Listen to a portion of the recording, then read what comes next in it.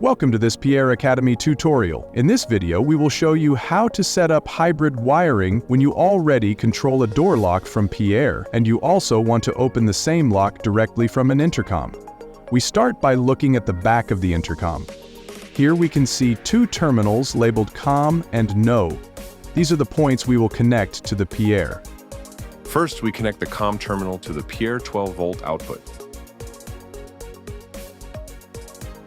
Next, we connect the NO, which is the normally open contact, to one of the PIERRE inputs. In this example, we use one input. With the wiring completed, we move to the software configuration. We open the partner application and select our controller. On the selected input, we add a contact sensor. We name it Intercom, temporarily place it on the dashboard, and select the correct pin. In the advanced settings, we change the trigger type to change, then submit and save. Now we configure the automation. We go to Outputs and add this newly created input to the door automation. We choose Add New Automation, select Existing I/O, and choose Intercom. Then we save the automation. Next, we switch to the user application and open the Intercom's admin interface. We select the settings icon and enter the default password, 801-801. Then we open Access Control Settings.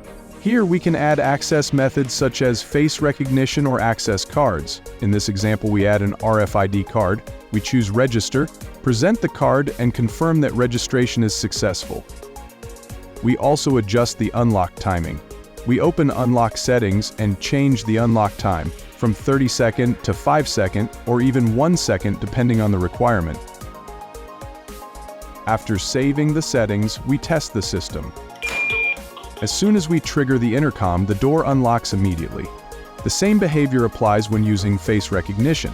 The key advantage of this setup is flexibility. We can open the door both from PIERRE automations and directly from the intercom, all while keeping full activity tracking. And that's how easy it is to set up hybrid intercom wiring. See you in the next video.